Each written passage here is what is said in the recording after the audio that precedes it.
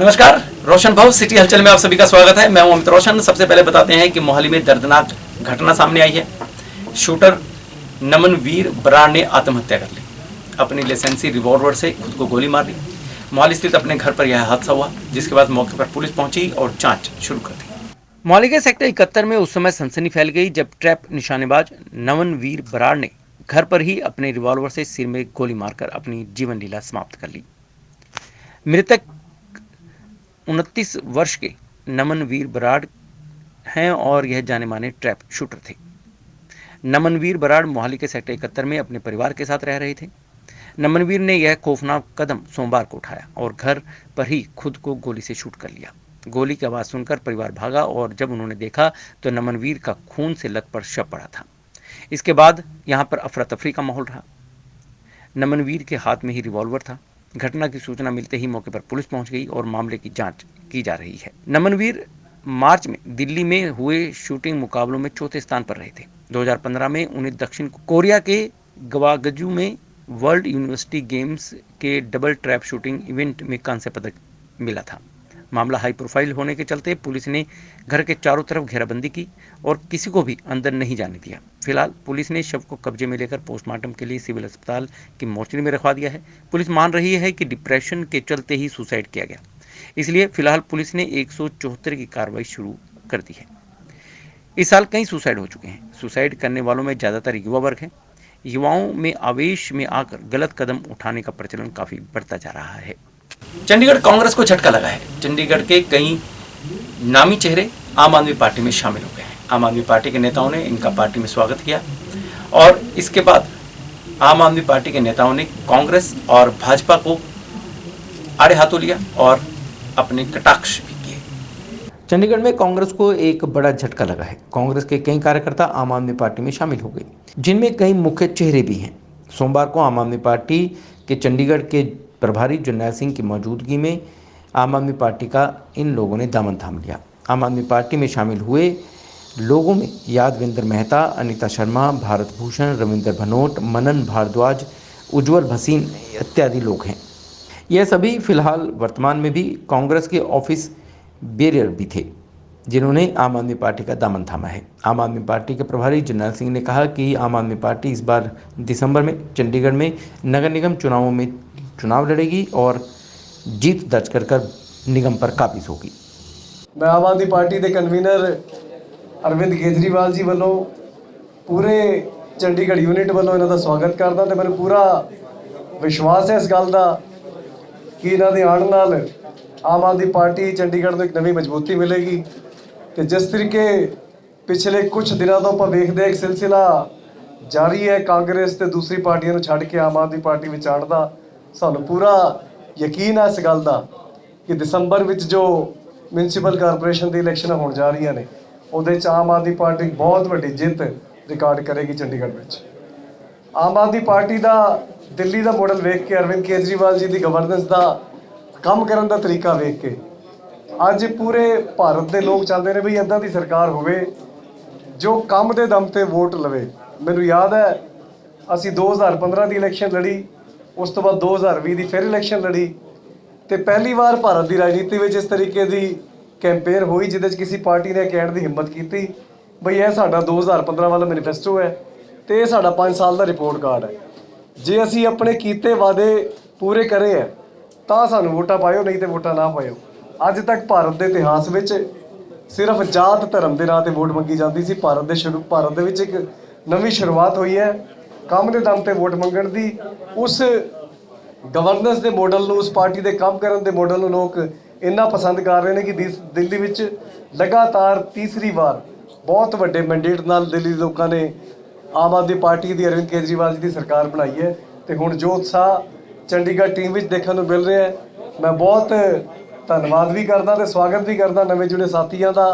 तो साडी चंडीगढ़ टीम तो चंडीगढ़ यूनिट के प्रधान गर्ग साहब मेरे नाल बैठे ने, छाबड़ा जी जो को इंचार्ज ने चंडीगढ़ के वो मेरे नाल बैठे ने, मेरे नाल चंद्रमुखी शर्मा जी ने जो सारा इलैक्शन कैंपेन की जो कमेटी है वो हैड ने, तो नाल ही विक्रम धवन जी जो बेटे ने हरमोहन धवन जी ने जो MP भी रहे ने वो नाल बैठे ने। तो बहुत ही सरगर्मी नाल पूरा चंडीगढ़ यूनिट काम कर रहा है। हर दिन ਮਜ਼ਬੂਤੀ ਵੱਲ ਚੰਡੀਗੜ੍ਹ ਦੀ ਟੀਮ ਵੱਧ ਰਹੀ ਹੈ ਤੇ ਮੈਨੂੰ ਲੱਗਦਾ ਇਸੇ ਮਜ਼ਬੂਤੀ ਨਾਲ ਚੰਡੀਗੜ੍ਹ ਦੀ ਟੀਮ ਜਿਸ ਤਰੀਕੇ ਨਾਲ ਵੱਧ ਰਹੀ ਹੈ ਬਹੁਤ ਸ਼ਾਨਦਾਰ ਇਲੈਕਸ਼ਨ ਲੜੇਗੀ ਤੇ ਦਿੱਲੀ ਵਰਗਾ ਮੈਂਡੇਟ ਦਿੱਲੀ ਵਰਗੀ ਸੀਟਾਂ ਲੈ ਕੇ ਦਸੰਬਰ ਦੇ ਵਿੱਚ ਹੋਣ ਵਾਲੀ ਇਲੈਕਸ਼ਨਾਂ ਵਿੱਚ ਜਿੱਤ ਪ੍ਰਾਪਤ ਕਰੇਗੀ। आम आदमी पार्टी के नेता जरनैल सिंह ने कई प्रश्नों का जवाब दिया। जैसे उनसे पूछा गया कि भगवंत मान को पंजाब में हो रहे विधानसभाओं का सीएम का चेहरा क्यों नहीं घोषित करते, इस पर उन्होंने अपनी प्रतिक्रिया जाहिर की और कई सवाल ऐसे पूछे गए जिन पर जरनैल सिंह ने अपनी प्रतिक्रिया दी। चंडीगढ़ में आम आदमी पार्टी के पंजाब और चंडीगढ़ के प्रभारी जरनैल सिंह पहुंचे हुए थे। इस दौरान मीडिया ने उनसे आम आदमी पार्टी नेता भगवंत मान के गायब होने के सवाल पूछे और यह भी कहा कि पार्टी क्यों नहीं भगवंत मान को सीएम का चेहरा घोषित कर रही। पूछे गए कई सवालों का जवाब चंडीगढ़ प्रभारी जरनैल सिंह ने दिए। नहीं, बिल्कुल भगवंत मान जी का नाम लैके नहीं, ਇਹ ਸਭ ਵਾਸਤੇ ਇੱਕ ਕਾਮਨ ਮੈਸੇਜ ਸੀ ਕਿ ਤੁਸੀਂ ਆਪਣੇ ਆਪ ਨੂੰ ਇੰਨਾ ਲਾਇਕ ਬਣਾਓ ਕਿ ਤੁਹਾਡੇ ਕੋਲ ਪਾਰਟੀ ਆਪ ਆ ਕੇ ਪੇਸ਼ਕਸ਼ ਕਰੇ ਵੀ ਤੁਸੀਂ ਆਹ ਜ਼ਿੰਮੇਵਾਰੀ ਸੰਭੋ। ਕੋਈ ਭਗਵੰਤ ਮਾਨ ਜੀ ਨਾਲ ਜੋ ਇਹਨੂੰ ਰਿਲੇਟ ਕਰ ਰਹੇ ਨੇ, ਮੈਂ ਨਹੀਂ ਸਮਝਦਾ ਉਹ ਭਗਵੰਤ ਮਾਨ ਜੀ ਵਾਸਤੇ ਕਿਹਾ ਗਿਆ ਸੀ। इसके साथ ही आम आदमी पार्टी को ईडी के नोटिस पर भी उन्होंने क्या कहा, आइए सुनते हैं। आम आदमी पार्टी ਨੂੰ ਇਸ ਤੋਂ ਪਹਿਲਾਂ ਕਈ ਵਾਰ ईडी CBI ਵੱਖ-ਵੱਖ ਏਜੰਸੀਆਂ ਜੋ ਕੇਂਦਰ ਸਰਕਾਰ ਦੇ ਅਧੀਨ ਹੁੰਦੀਆਂ ਨੇ ਉਹਨਾਂ ਵੱਲੋਂ ਨੋਟਿਸ ਦੇਣ ਦੇ ਇਲਾਵਾ ਸਾਡੇ ਮੁੱਖ ਮੰਤਰੀ ਅਰਵਿੰਦ ਕੇਜਰੀਵਾਲ ਜੀ ਦੇ ਘਰ ਛਾਪੇ ਤੱਕ ਮਾਰੇ ਗਏ ਪਰ ਅੱਜ ਤੱਕ 1 ਰੁਪਏ ਦਾ ਵੀ ਕੋਈ ਫਾਲਟ ਨਹੀਂ ਮਿਲਿਆ ਆਮ ਆਦਮੀ ਪਾਰਟੀ ਵਿੱਚ। ਮੈਂ ਸਮਝਦਾ ਇਸ ਤੋਂ ਵੱਡੀ ਕੋਈ ਉਪਲਬਧੀ ਨਹੀਂ ਹੋ ਸਕਦੀ।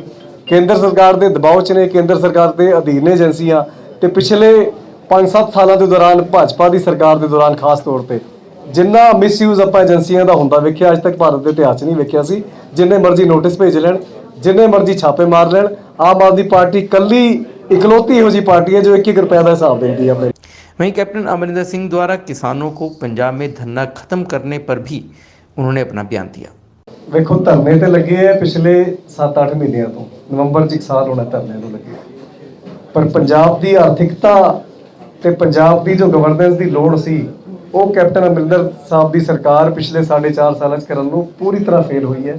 ਆਪਣੀ ਨਾਕਾਮੀਆਂ ਨੂੰ ਛੁਪਾਉਣ ਵਾਸਤੇ ਕੇਂਦਰ ਸਰਕਾਰ ਦੇ ਇਸ਼ਾਰੇ ਤੇ ਕਿਸਾਨ ਅੰਦੋਲਨ ਨੂੰ ਕਮਜ਼ੋਰ ਕਰਨ ਵਾਸਤੇ ਇਦਾਂ ਦੇ ਬਿਆਨ ਦਿੱਤੇ ਜਾ ਰਹੇ ਨੇ, ਜਦ ਕਿ ਲੋੜ ਹੈ, ਮੈਂ ਫਿਰ ਰਿਪੀਟ ਕਰਦਾ, ਕਿਸਾਨਾਂ ਦੇ ਨਾਲ ਖੜਨ ਦੀ, ਕਿਸਾਨਾਂ ਦੀ ਮੰਗਾਂ ਬਿਲਕੁਲ ਜਾਇਜ਼ ਨੇ।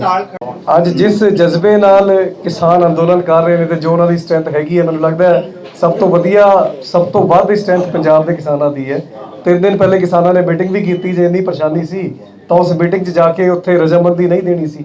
ਉੱਥੇ ਕਿਸਾਨਾਂ ਨੇ ਕਿਹਾ ਵੀ ਆ ਕਿ ਤੁਸੀਂ ਅਜੇ ਕੈਂਪੇਨ ਸਟਾਰਟ ਨਾ ਕਰੋ, ਹਾਲਾਂਕਿ ਸਾਡੀ ਪਾਰਟੀ ਦਾ ਸਟੈਂਡ ਬਿਲਕੁਲ ਉਹਨਾਂ ਦੇ ਨਾਲ ਸੀਗਾ, पर उत्थे फिर रजामंदी नहीं देनी सी, उत्थे इदां दी गल्लां करनियां सी। प्रधानमंत्री के नाम पर योजना चलाई जा रही है जिसके तहत गरीबों को अनाज दिया जाता है, लेकिन यह अनाज उच्च स्तर का नहीं है, निम्न स्तर का भी नहीं है, बल्कि घटिया स्तर का है, ऐसा कहना है लोगों का। लोगों में इसको लेकर रोष है। लोगों का कहना है कि अनाज में से बदबू आ रही है और कई जगहों पर अनाज में से कंकड़ पत्थर निकल रहे हैं। इसके साथ ही जैसे ही इसकी सूचना केंद्र सरकार को मिली तो केंद्र सरकार ने विभाग के कई अधिकारियों को नोटिस जारी कर दिए।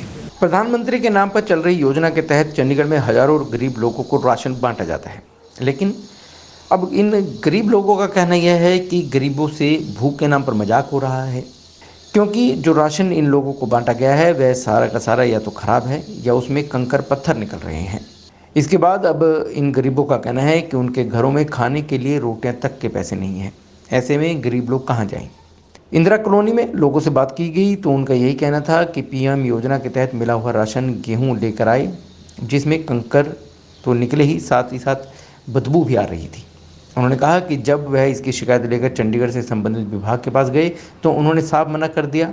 वहीं लोगों ने उस पर कानूनी कार्रवाई करने की बात भी कही है।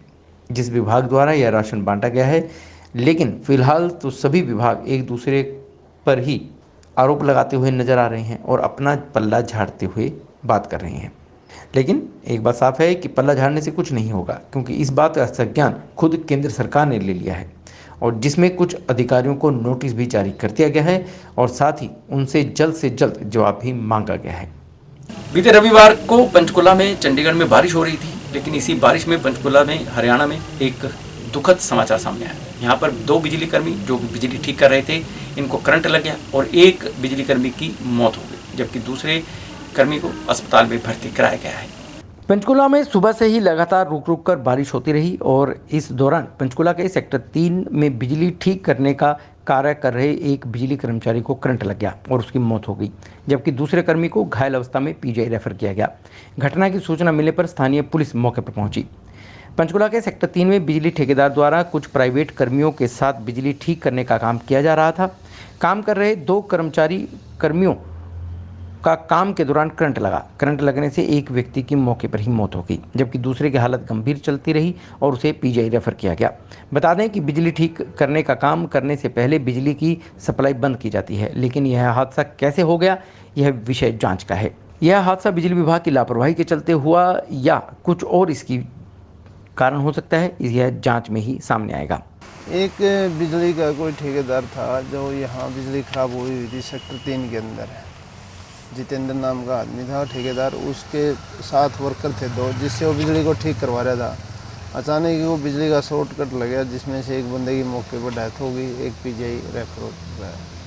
सर दोनों के क्या क्या नाम है सर? जिसकी डेथ हुई उसका देशराज है, जो पीजीआई रेफर है उसका देवेंद्र शर्मा है। सर क्या कारण बताया जा रहा है कि क्या ग्लव्स नहीं थे, क्या मतलब लापरवाही के क्या? ग्लव्स वगैरह तो थे, लेकिन बिजली का अचानक ही बरसात की वजह से शॉर्ट कट लग गया, जिससे ये हादसा हुआ है।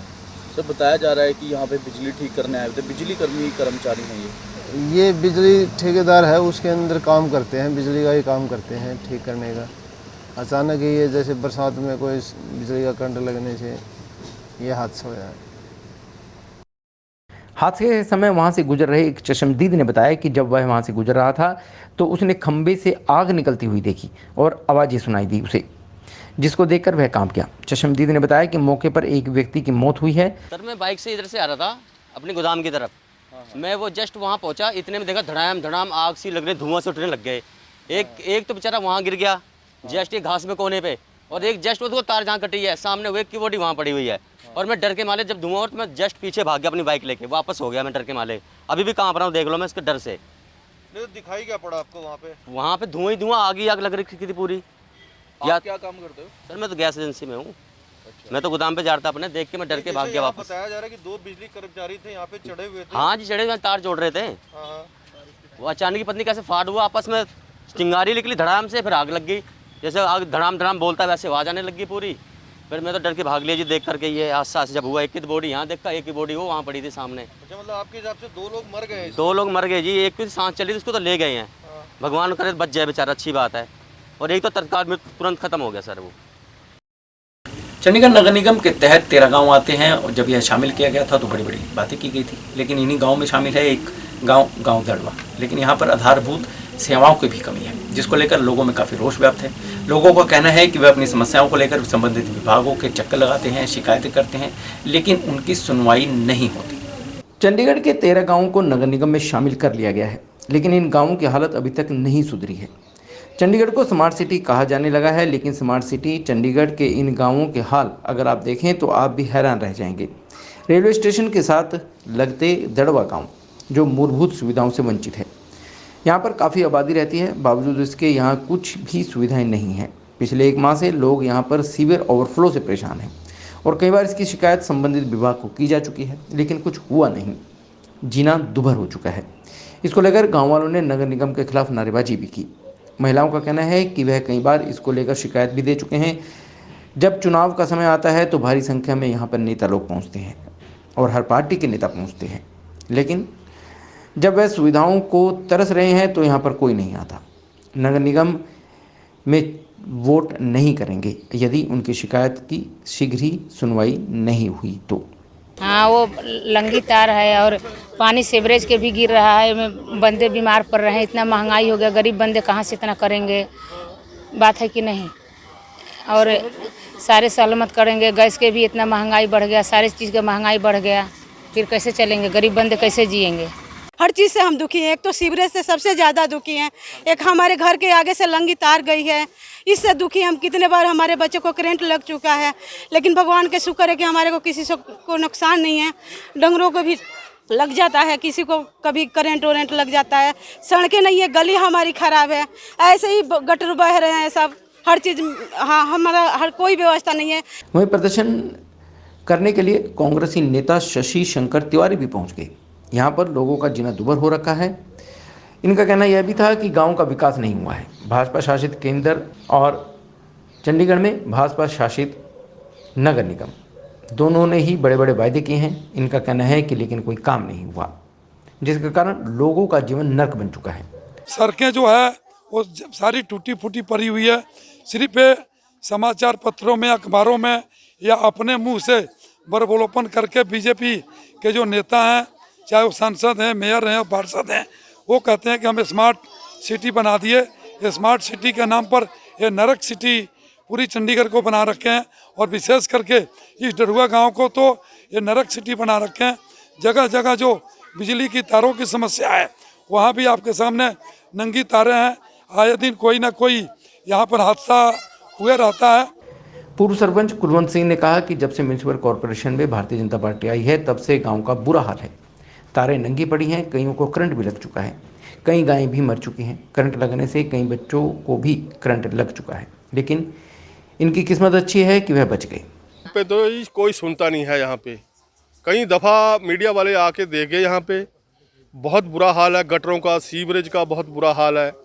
आप ये जनता खड़ी, जनता से पूछ के देखो। मैं तो ये मैडमें खड़ी हैं, इनसे पूछ के देखो भी कैसे रह रही हैं। मुझे तो पता नहीं, समझ नहीं आता। आते तो बीमार पड़ गए यहाँ पे लोग। पहले कोरोना की वजह करके बीमार होते रहे, अब ये गंदगी की वजह करके। तारें भी नंगी, तारें नंगी पड़ी हैं, सारी तारें नंगी पड़ी हैं, नीचे गिरी पड़ी है। पशु आता है, पशु को करंट लग जाता है, पशु मर जाता है। ये तक शुक्र है परमात्मा का, ये बच्चे इतने खेल रहे हैं यहाँ पे, इनको परमात्मा ही रख रहा है। परमात्मा ना इनको कुछ नुकसान पहुँचाए तो अच्छी बात है। कोई सुनवाई नहीं होती वहाँ पे, सुनने वाला नहीं। कोरोना की वजह करके अब लोग जाते हैं मिलने के लिए वहाँ पे, ये पूरा सीवरेज बंद है, ये बंद है, कोई अफसर सुनता नहीं। कोई कोरोना का बहाना लगा देता है, कोई कुछ कर देता है। स्वीपर इतने रखे हैं, तनख्वाहें फ्री में जा रही हैं। ये तो गंदगी सिटी बना देंगे, ये गंद से भर देंगे सारे सिटी को। ये कोई सुनाई नहीं है यहाँ पे। चंडीगढ़ का भी यही हाल होएगा। ये तो 8-10 साल पहले पवन बांसल जी थे, हमारे कांग्रेस के थे, MP कैबिनेट मंत्री भी रहे। कुछ सुधार था चंडीगढ़ का, उन्होंने ही तो इतनी सुविधा दी हुई थी। अब तो कोई गांव में सुविधा है ही नहीं किसी की। अब तो कांग्रेस पार्टी को जनता लेके आएगी यहाँ पे, तो देखो परमात्मा करे ये सुविधा ठीक मिलेगी सारी, सीवरेज वगैरह, पानी वगैरह की जो भी है। ये तो पार्टी कांग्रेस के, जिन्होंने कांग्रेस पार्टी ने जड़ें लगाई हुई हैं आज़ादी के बाद जो भी है। और कोई सुरमा जम्मेगा, सब पैसे खाने वाले आते हैं, चले जाते हैं पैसे खा के, जो भी है। कोई सुनता, कोई सुनाई नहीं है किसी की। ये नहीं, दड़वा गांव में ना तो साफ सफाई दिखाई दी, पूरे गांव में चारों तरफ गंदगी फैली हुई दिखाई दी। इसके अलावा भी बिजली की नंगी तारों के कारण यहाँ पर कभी भी कोई भी बड़ा हादसा हो सकता है। चंडीगढ़ के सेक्टर 32 स्थित अस्पताल के सामने कॉन्ट्रैक्चुअल और आउटसोर्स कर्मचारियों ने धरना प्रदर्शन किया है। इन कर्मचारियों का कहना था कि वे लगातार अपनी मांगों को लेकर धरना प्रदर्शन कर रहे हैं, लेकिन अस्पताल प्रशासन उनकी सुन नहीं रहा है। वहीं इन कर्मचारियों का यह भी कहना था कि यह जो धरना प्रदर्शन किया गया है, यह सांकेतिक है। इसके बाद काम रोको धरना प्रदर्शन भी किया जा सकता है। सोमवार को GMCH 32 के कॉन्ट्रैक्चुअल और आउटसोर्स वर्करों ने प्रोटेस्ट किया और साथ ही अस्पताल प्रबंधन के खिलाफ जमकर नारेबाजी भी की। यह कॉन्ट्रैक्ट और आउटसोर्स वर्कर काफ़ी समय से अपनी मांगों को अस्पताल प्रबंधन के पास उठा चुके हैं, लेकिन इनकी मांगों को नहीं माना गया, जिसको लेकर इन्होंने अस्पताल के बाहर 3 घंटे तक प्रदर्शन किया। जिसके बाद प्रदर्शन को चंडीगढ़ की तमाम यूनियनों का समर्थन मिला, जिनका कहना था कि अभी तो यह सांकेतिक प्रदर्शन है, अगर उनकी बात नहीं मानी गई तो काम छोड़ो प्रदर्शन भी किया जाएगा। इन कर्मचारियों की मुख्य मांग है कि जितने भी सफाई कर्मचारियों को निकाला गया है उन्हें दोबारा भर्ती किया जाए, क्योंकि ठेकेदार द्वारा उन्हें ज़बरदस्ती नौकरी से निकाला गया है। इसी के साथ ही जो कर्मचारी जिनके आई कार्ड नहीं दिए गए हैं उन्हें आई कार्ड दिए जाएँ और CL लीव भी दी जाए। तानाशाही अपने अफसर बैठा रखे हैं। आज बड़ी हैरानी की बात है सर, मैं ज़्यादा नहीं बोलूँगा। आज यहाँ का प्रोटेस्ट रखा गया था और 13 तारीख से इन्होंने दिया हुआ लेटर, लेकिन बुला के 2 मिनट बात करने के बजाय उन्होंने एक फरमान जारी कर दिया, ऑर्डर निकाल दिया कि 2 से 3 और 3 से 4 सैनिटाइज। आज हॉस्पिटल के बड़ी बचकाना, मैं हैरान हूँ, मुझे हंसी भी आ रही है सर, कि ऐसे अनपढ़ अफसर बैठाए हुए हैं कि 2 लहर निकल गई कोरोना की, तीसरी लहर आने वाली है। आज सैनिटाइज से हाथ धुलाना और साबुन से हाथ धुलाना सिखाया जा रहा है हॉस्पिटल स्टाफ को। मैं मेरे तरफ से आपके माध्यम से बोलना चाहूँगा कि मैनेजमेंट को चाहिए, डायरेक्टर मैडम को चाहिए कि एक बाथरूम बड़े बड़े बनवाएं, घर से जब वर्कर काम करने आए तो पहले उनको गंगा जल से हरिद्वार से मंगा के नहला धुला के तब ड्यूटी पे चढ़ाया जाए। कि आज 2 लहर बीतने के बाद उनको याद आई है कि हमारे सिक्योरिटी गार्ड और सफाई कर्मचारी हाथ धोना कैसे सीखेंगे, साबुन से हाथ कैसे धोएगा और कैसे सैनिटाइज से। मैं बड़ी हैरानी की बात है कि उन्होंने इस प्रोटेस्ट को, एक छोटे छोटे डिमांड को वर्करों को मानने के बजाय इस प्रोटेस्ट को तोड़ने के लिए, इसको नीचा दिखाने के लिए उन्होंने ऑर्डर निकाल दिया कि 2 से 3 और 3 से 4 सभी एम्प्लॉयज़ों को वहाँ पे सराय बिल्डिंग में बुला के हाथ धोना सिखाएंगे, सैनिटाइज करना सिखाएंगे। सर, ये आपके माध्यम से मैं बोलना चाहूँगा और मैडम को बोलना चाहूँगा कि इनके छोटे छोटे डिमांड है, ये मान लें, इनके अपने वर्कर हैं, अन्यथा अगर माहौल ख़राब होगा तो आप हॉस्पिटल संभाल नहीं रहे हैं, संभाल रहे हैं ये वर्कर जिन्होंने अपने बच्चों की ज़िंदगी जोखिम में डाल के आज तक, कोरोना काल से लेकर आज तक अपने पैरों पे खड़े होकर इस हॉस्पिटल को चला रहे हैं और हॉस्पिटल बड़ी सुरक्षा से चला रहे हैं। चंडीगढ़ के सेक्टर 45 स्थित गौरी शंकर सेवा दल द्वारा यहाँ पर गौशाला में एक कार्यक्रम आयोजित हुआ। गणेश विसर्जन का कार्यक्रम, गणेश जी की स्तुति की गई और अंततः उनका विसर्जन कर दिया गया। गौरी शंकर सेवा दल गौशाला सेक्टर 45D में सनातन संस्कृति के प्रथम सर्वोपरि गणपति महाराज जी की सुबह और शाम को वेद मंत्रों एवं 108 दीपमाला से आरती की गई। इस शुभ अवसर पर गौरी शंकर सेवा दल के सभी सदस्य और भक्तजन उपस्थित रहे। भगवान गणपति जी मन व बुद्धि के प्रतीक हैं और अधिष्ठता सर्वोपरि प्रथम देव माना गया है। भगवान गणेश जी की स्वरूप मूर्ति को गौशाला की 3 परिक्रमा के बाद रोपड़ नहर के पावन जल में विसर्जित किया गया, क्योंकि भगवान गणपति जी को जल तत्व के अधिपति कहा गया है। पुराणों के अनुसार भगवान श्री गणेश के गर्म स्वभाव के अधिपति माना गया है, इसलिए भगवान वेदव्यास जी ने गणेश को ठंडा करने के लिए ही उन्हें जल में विसर्जन किया था, जिससे मनुष्य के मन, बुद्धि और संपूर्ण जीवन को यह शुभ प्रतीक प्राप्त व संतुष्ट कष्ट रोग से निवारण होता है। गणपति विसर्जन के साथ ही यह कामना की जाती है कि गणपति अगली बार से फिर आएं और प्रार्थना की जाती है कि पूरे देश से कोरोना की इस महामारी को भी अपने साथ ले जाए।